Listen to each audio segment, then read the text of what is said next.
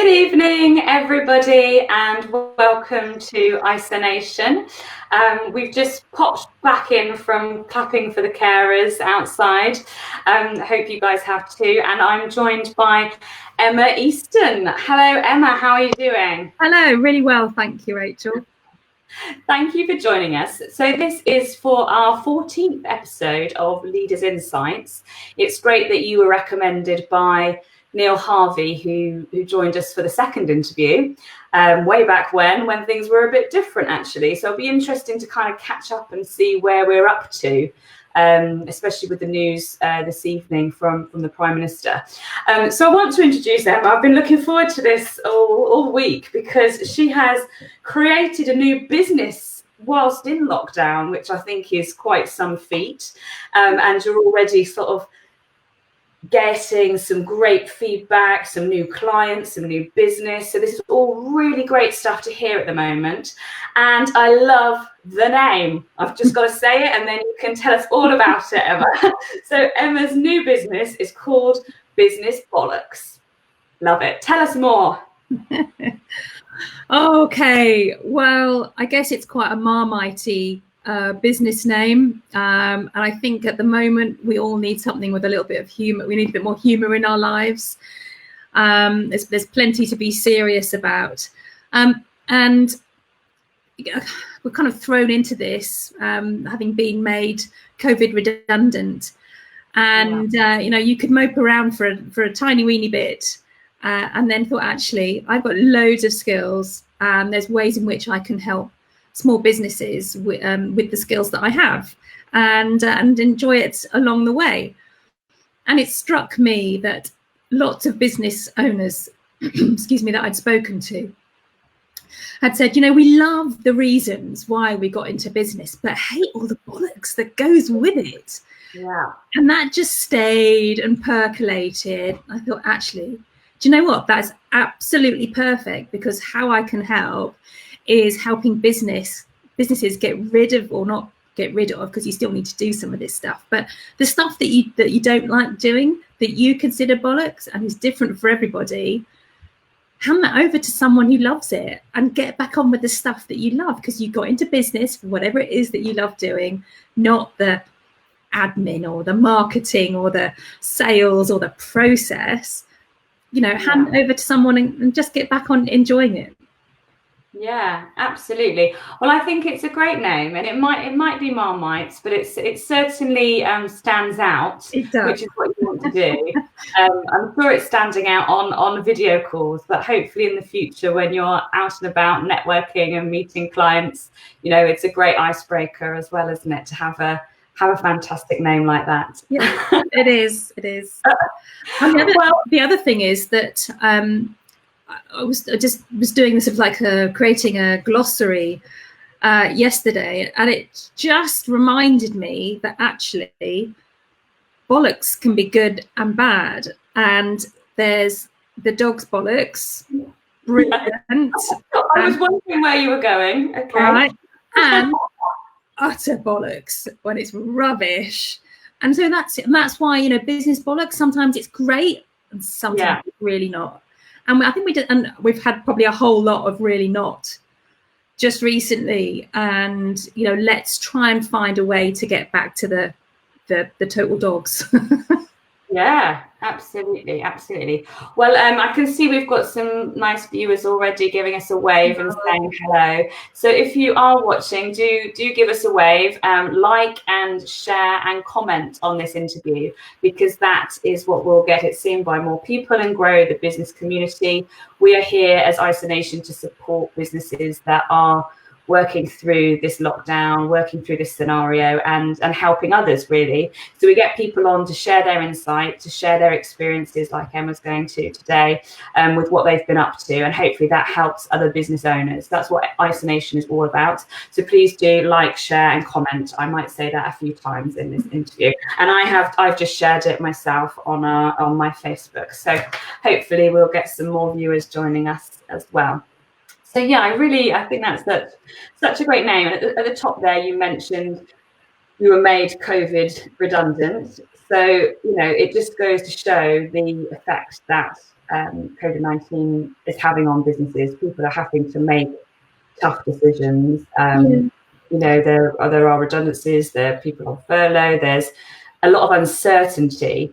And I think what's great about your situation and your experience, you know, having many years of experience as a business consultant and helping lots of different types of businesses to then take this opportunity to take that time, first of all, but also react pretty quickly and launch your own business. So that's a really inspiring story to sort of start us off with anyway, Emma.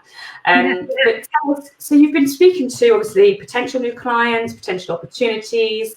What are people feeling at the moment? What do they want to focus on? Are they ready to be talking about coming out of this situation and where to focus their attention? What kind of conversations have you been having? Yeah, well, I think there are three probably groups of business owners. Those that are in total ostrich panic, don't know what to do mode, and I hope that there's not so many of them left anymore. Not as in they're not around, but they've found a way to come out of it and found the finance to give them a better foundation. I think there's owners that are being perhaps a bit cautious or taking a bit of time to think about it, using the time to rebuild or restructure. And probably there's an element of, if they have people on furlough, you may well have founders running around doing everything. So they're probably exhausted and having had the big psychological impact of having to either make people redundant. After honestly a short while of feeling a bit cheesed off at having been made redundant, you know, I've got my health, thank goodness. And also just thought that must have been awful for my old boss, having to make someone from a small team redundant. So the business owners having gone through that and do it on FaceTime, or that must be awful, and telling people they're going to be furloughed, that must be tricky. And then there are other businesses that are really thriving in some sectors. You know, if you're in technology, you're probably going great guns, and particularly if you're a specialist in delivering things virtually, oh my gosh, you probably haven't slept for months.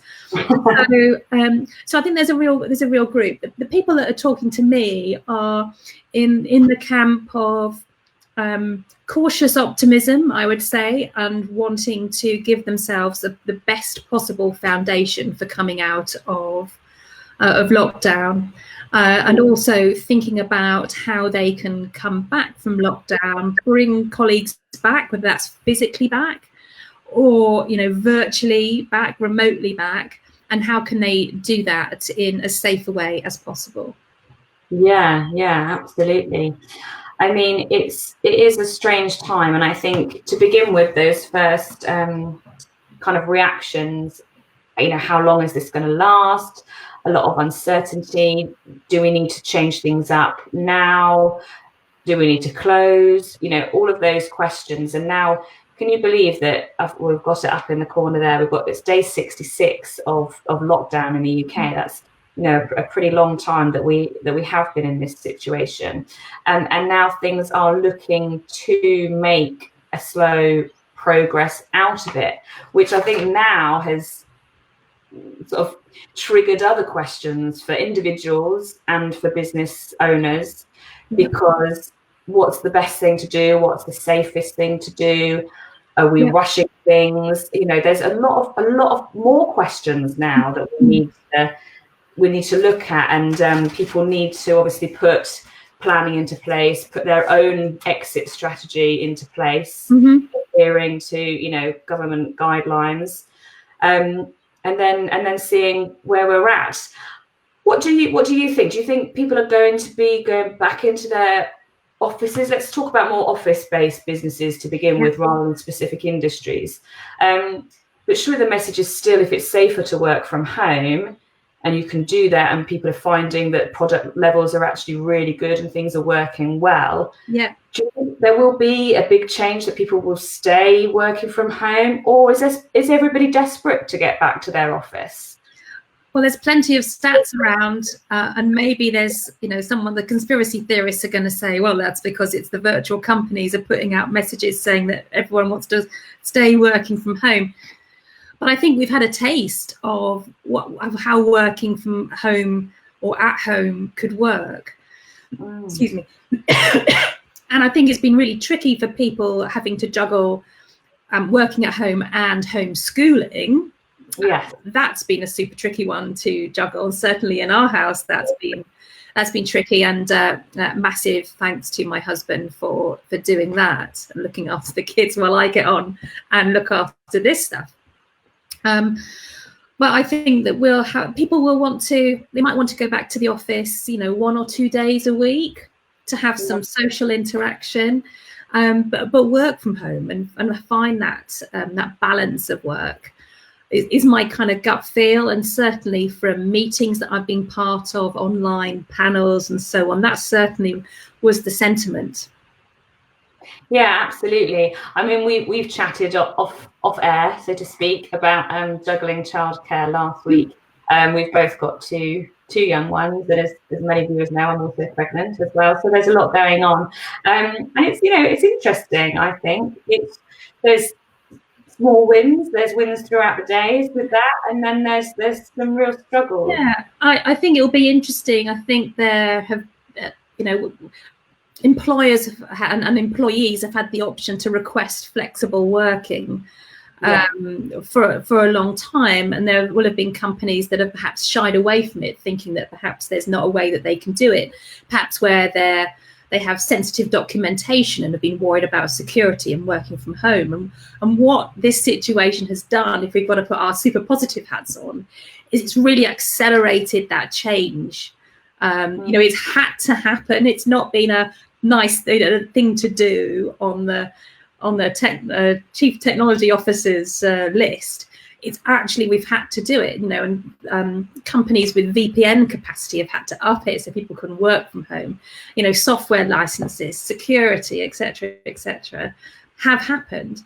So feels like there's nowhere to hide for companies that don't want to provide that flexibility, because for these office-based roles, well, hang on, we were just doing this for weeks and weeks. The productivity levels are such. And I think the other thing that's been really interesting, and certainly in my old team, we found that we probably knew more about what each other was up to because we actually took the time to have a structured catch up with everyone. We knew more than when we were sitting next to each other, which I'm hoping that I'm not the only person on the planet that's had that experience, and it's probably an indictment. But again, conversations I'm having, people are saying the same thing. That we've actually, structured catch-up calls, team calls, wellness check-ins. Yeah, just been a lot more communication, a lot more recognizing that people are human beings, and happen to go to work because we've got to see everyone's lives. Now, if you'd asked me a couple of weeks ago, the shelves behind me would have been in old office chaos mode. But now I've had to get used to, actually, I'm going to be seen on video a lot more. So stuff's changed.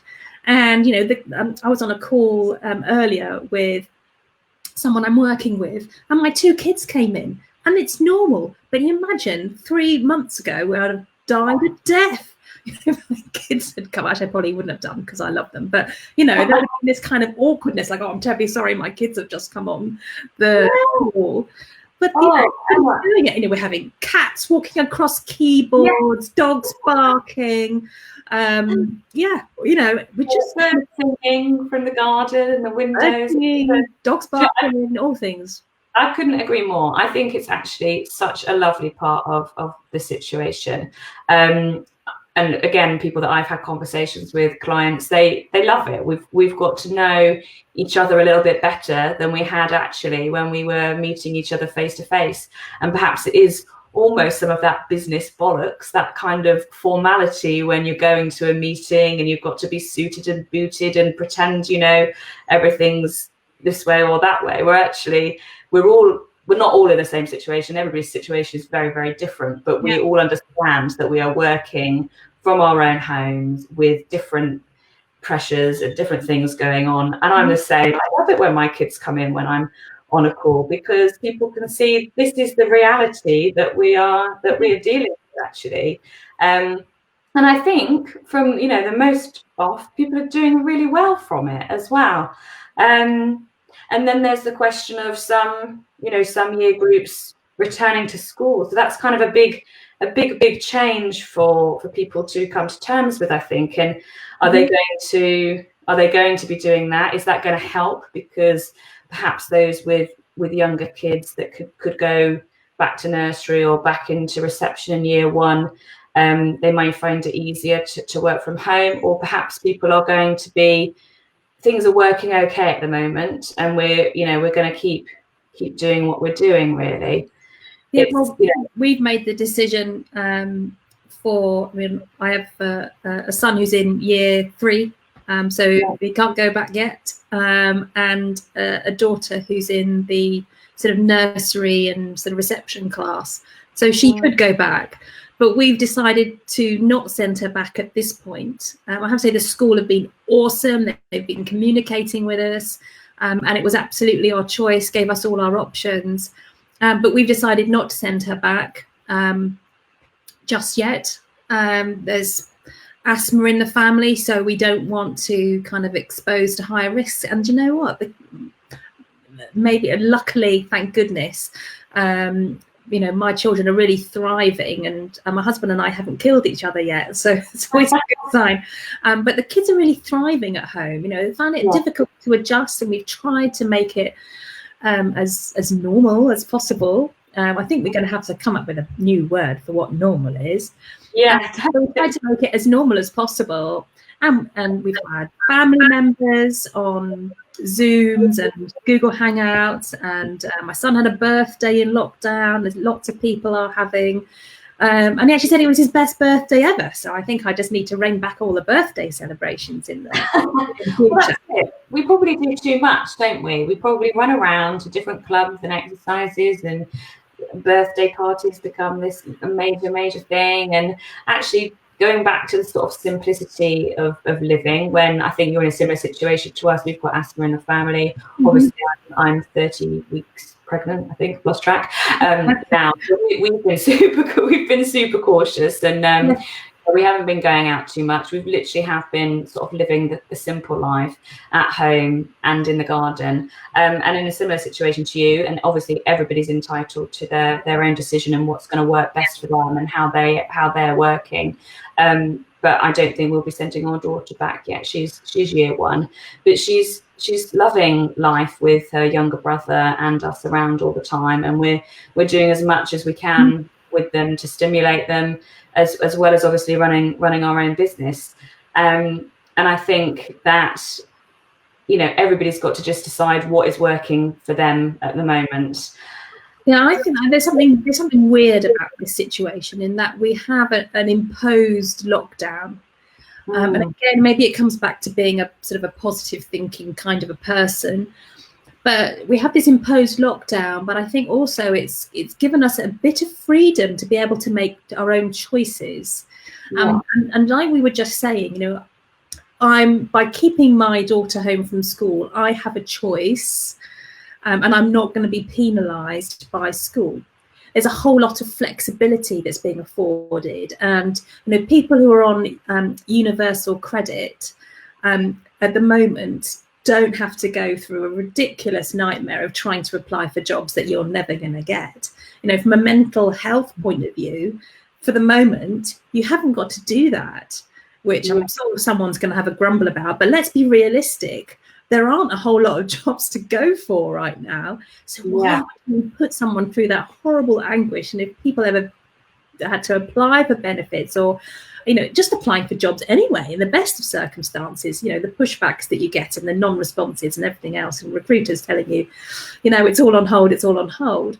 So we've been able to sort of, we're able to make some choices, and differences, and there's flexibility and awareness that we're all in it, just like we were saying about, embarrassing stuff happening on Zoom calls. It's just this flexibility and the community stuff that's going on. that's the kind of stuff that I think there's so much we can learn from this time. What's been working really well for teams, what's been working really well for companies, and what would we want to keep? How do we record that?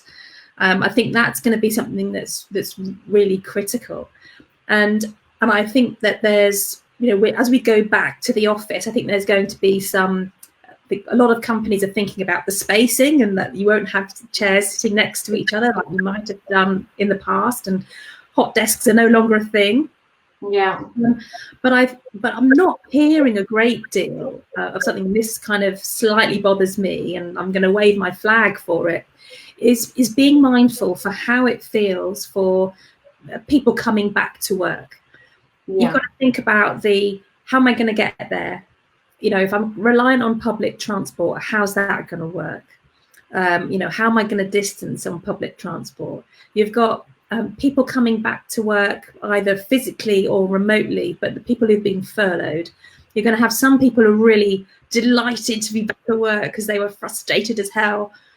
You're going to have some people who are furloughed who are just happy that it's been glorious weather and they've been furloughed and been on 80%. Thanks very much, Chancellor. Yeah. And there's going to be people who've been staying at work, doing the work of umpteen people, who might have been a bit cheesed off that they haven't been furloughed. And then you get people who've been at work being thankful that they weren't furloughed. So, and these people all work together, presumably, really well before all this. And then you're going to potentially bring back at least 4 key types of feeling that you're going to have to try and knit back into a team. And I really think that that's something that leaders are going to have to grapple with, recognizing that there's so much, there's going to be a whole load of stuff that we're all going to have to cope with, and just being mindful that we are human beings, not forgetting that we found that out now. We recognize that people are human beings with real feelings and lives and so on. And let's not lose that awareness, and let's be mindful, not in a woo-woo kind of soft and fluffy way, but we have to be mindful of how people are going to come back into our businesses, because we're all going to need, and I say we, there's just me, royal we, but for those who it's more than just one person, we're going to have to hit the ground running. We're going to need our people to come back and be as effective as possible from day one, minute one, or maybe we'll give them 5 minutes to get a cup of tea and then get back into it.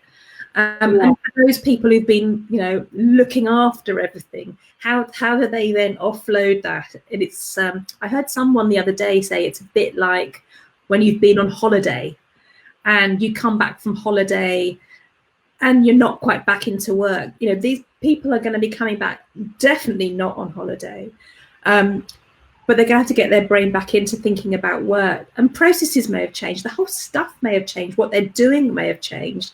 What they're offering to their customers may have changed. Their suppliers may have changed. Some of them may have gone out of business. And we're going to have to think really carefully about how we come back to work, because it's all going to change. And if you think that it's just going to be right and back to work and it's all going to be the same as back in February, it's not. It's going to be really different. Yeah, absolutely. It's that reintegration, isn't it? We had our very nice business psychologist that we've met through this IsoNation lockdown scenario. Graham Mitchell's done a couple of seminars for us, actually, and we touched on this, I think it was just last week. Again, I've probably lost count. But he was really focusing on, from a business leader point of view, your people. And again, like you've just summed up, really, that reintegration of people that have been working in very different scenarios or not working in different scenarios. And then they're all part of the same team. They all need to be kind of coming back together and refocused on the same goals for the business and where the business is going and what has changed, but very much taking into account everybody's situation. I think there'll probably be, a need for leaders to be supported in that as well, perhaps in some kind of training or support from people to realign their teams, really. Yeah. Especially in large organizations. And absolutely, just to go back what you were saying sort of a few bits ago about flexible working. I don't know if you follow somebody called Mother Pucker, Anna Whitehouse. No, but it sounds like I should. You should. She's great. She's a mum of two on Instagram who has kind of built up her profile, and now she's got a great profile, and she's actually running some similar things to this actually on LinkedIn.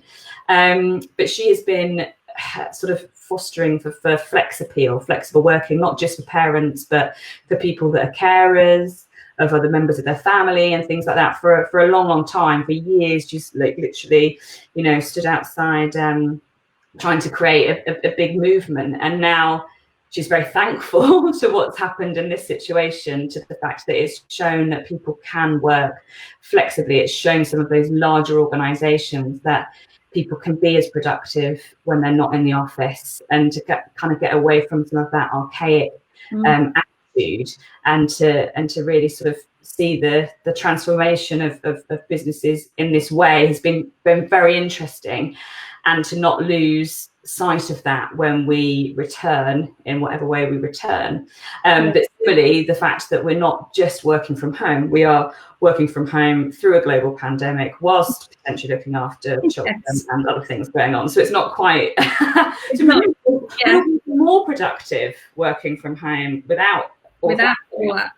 Yeah, exactly. Yeah, but you can follow her. She's very interesting. I will. Thanks. Down. We've had some waves, which is great, and thank you, Bethany. She's shared to some groups as well, and we've got a comment here which is totally agree around returning to work. You also need to consider those who will need to get used to the working environment again.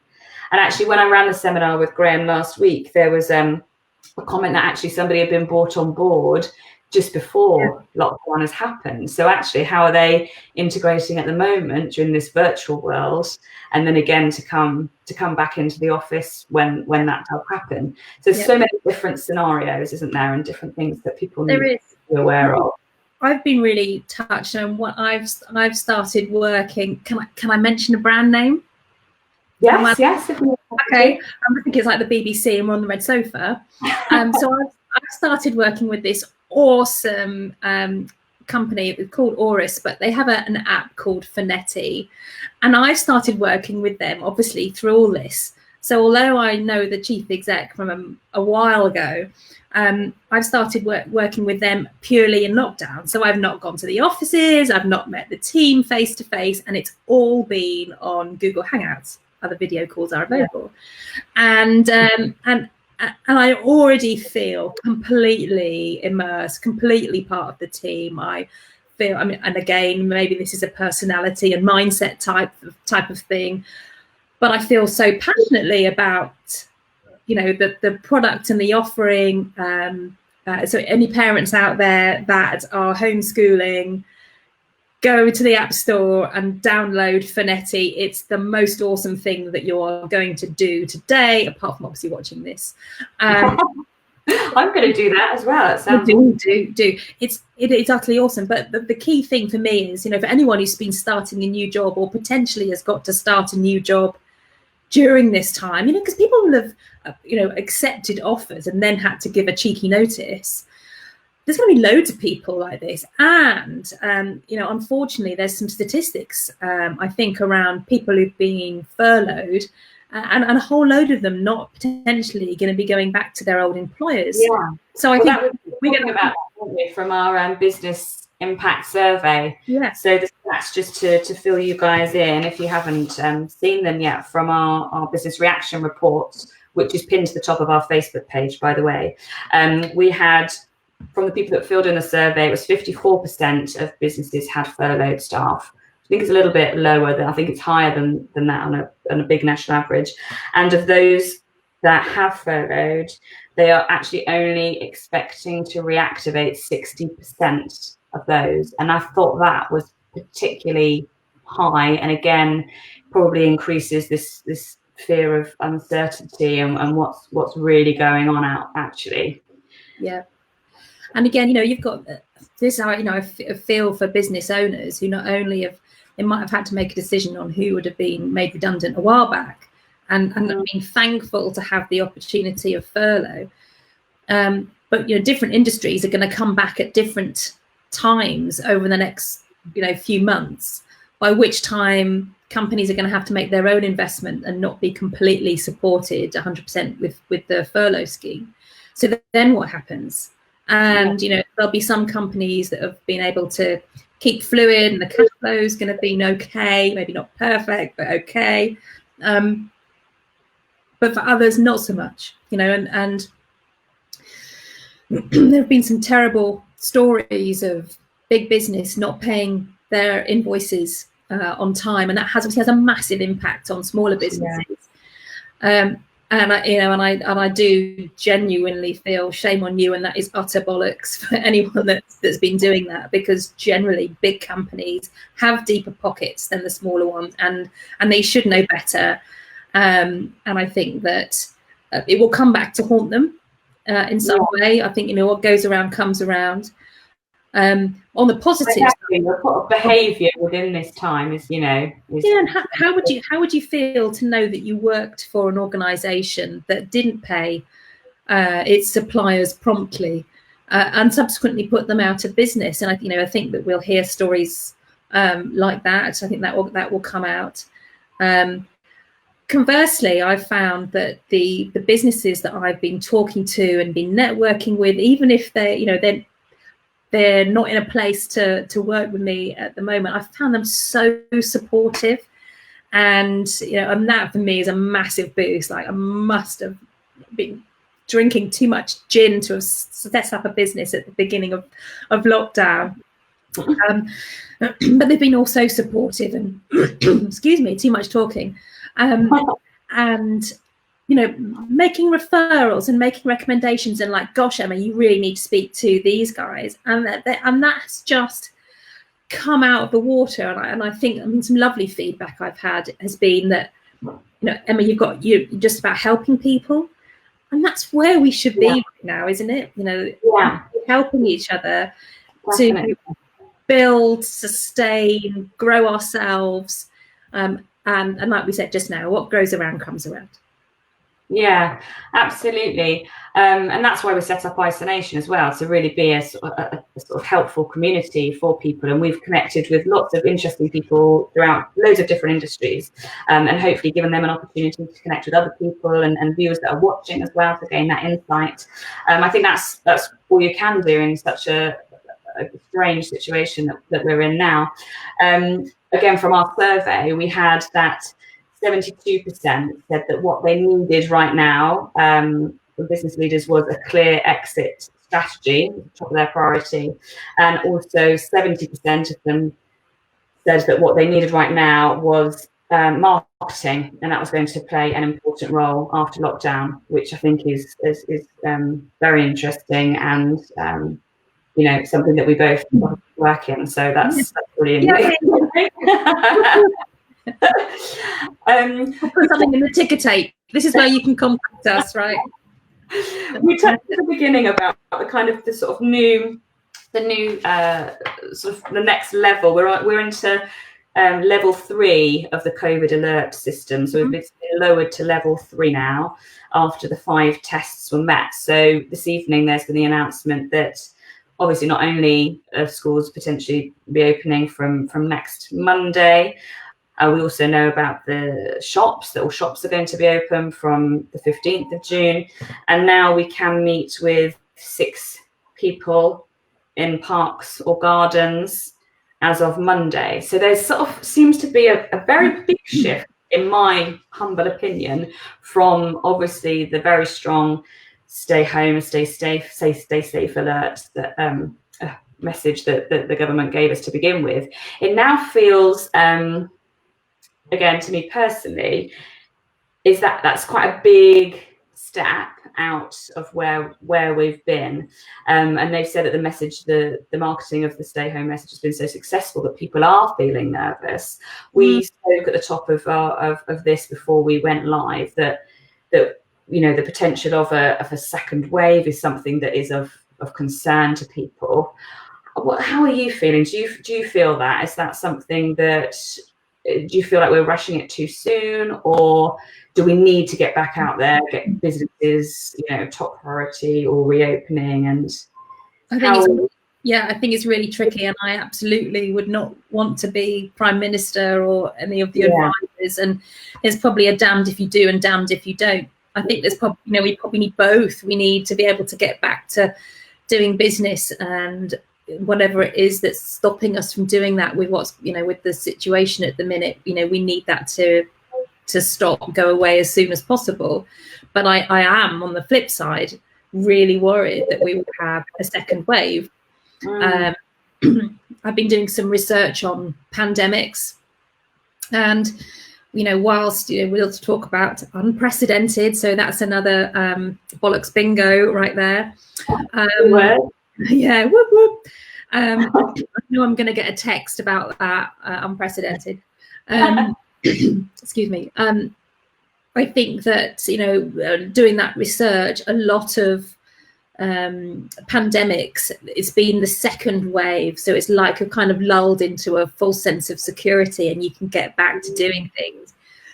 And again, a bit like with businesses, we're gonna see people who actually, regardless, the people that will just flagrantly go out and do whatever they want to do, and the people who probably were doing it anyway when we were supposed to be all in lockdown. But I think it's confusing. The clarity that you had was just stay home unless you need to do this or this. That's that was really clear. You'd be hard pressed to find some tactics. And I don't want to get political, but when you've got, you know, leaders finding this stuff tricky to grapple with, how is anybody supposed to interpret this in the same way? So we've already heard stories of people getting antsy in supermarkets because people aren't keeping their distance, and you know, even in towns or parks. Or so how now, if you're meant to be, you're allowed to go and mingle with 6 people outdoors, there'll be people who will be rigidly like putting their summer chairs out in the park, and there's pictures online of queuing systems and so on all being taped out, and in the parks there are like rings and all kinds of stuff like that. But I also think there's something of, God, I just want to get out and have a normal life again, that people might forget it, particularly if you have a few drinkies. They might forget it. You know, on a glory, I mean, thank goodness that the weather has generally been amazing. Which is why we don't want a second wave in the winter when it's dark and depressing and we won't be able to go outside at all.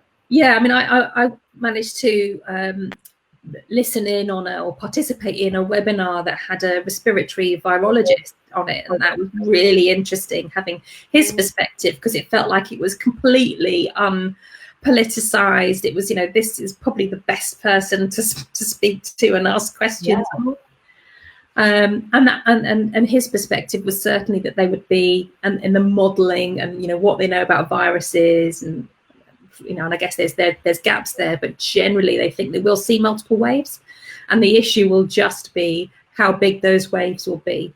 A bit like being able to cope with it, isn't it? It's all about how, if the NHS can cope with us having this. So I think that actually individuals have to come to terms with the fact that it's going to be around for a while. So whether that means making these changes now is going to be better, you know, in the long run, then maybe that is the right thing to do. We just don't know. Of course, we are speculating. But as Emma and I have chatted again, sort of off this interview, you know, we've both been touched by what's happened with COVID-19. We've both lost people at this time, so it's particularly hard hitting, I think, for us. If you're lucky enough to not have been hit and sort of been in the bubble of lockdown and enjoying the sunshine and all of the rest of it, it could be seen that this is a lovely time in life. But the reality is that a lot of people have lost people, and that is really tough. And I think that probably makes us more nervous of going out and getting back to a normal. Yeah, I think so.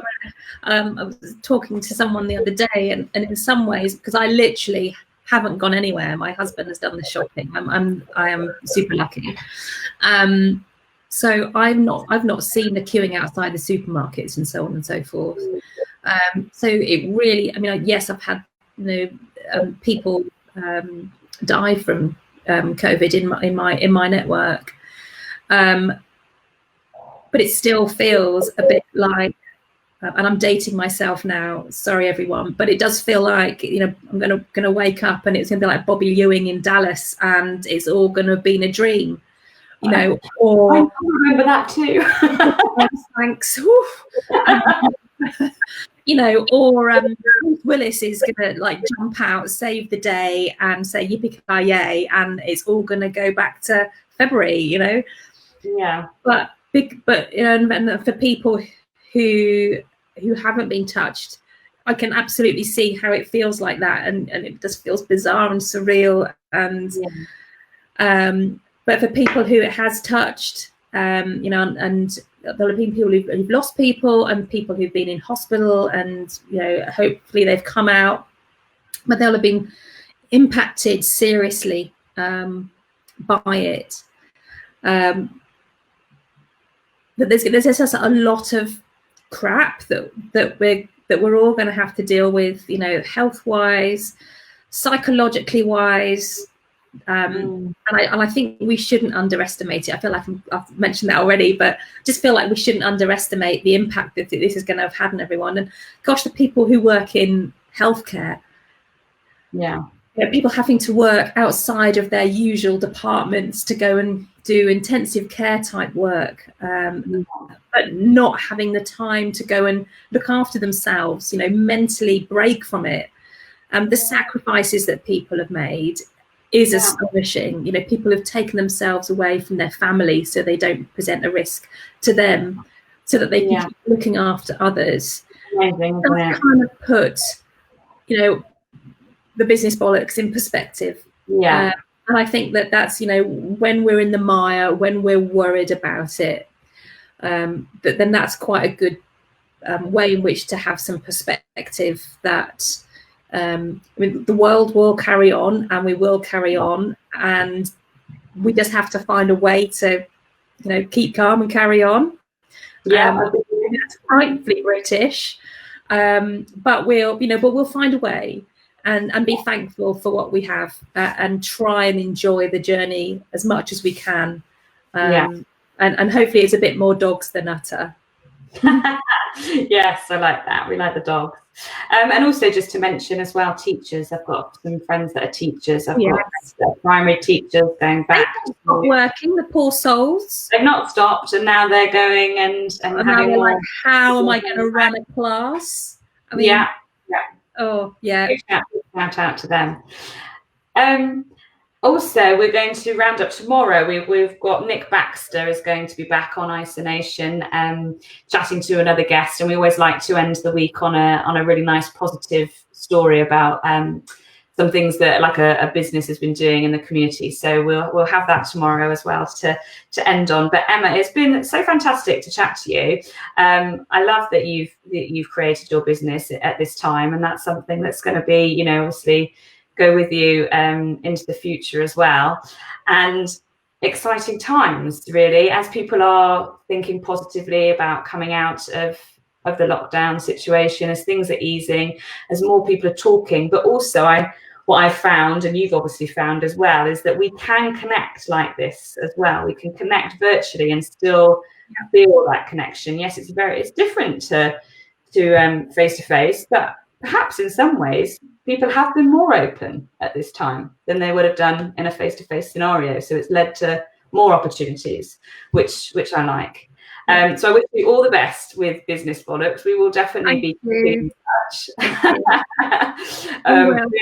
Really enjoy seeing your posts and what you're up to. And thank you very much for joining us this evening and taking your time out. You're welcome. Thanks for creating IsoNation. It's been great to hear from a whole load of different inspiring leaders, and I feel delighted to be part of that. Oh, thank you, Emma. That's great. And thanks, guys, for watching. Thanks very much. And do share and comment. And we'll have this video up on LinkedIn tomorrow as well, and on our YouTube. And we'll have a blog with you as well, Emma, that goes up on the IsoNation website. Perfect. So people can get in touch. All right. Thank you very much. Okay. Enjoy the rest of your evenings, everyone. Thank you, everyone.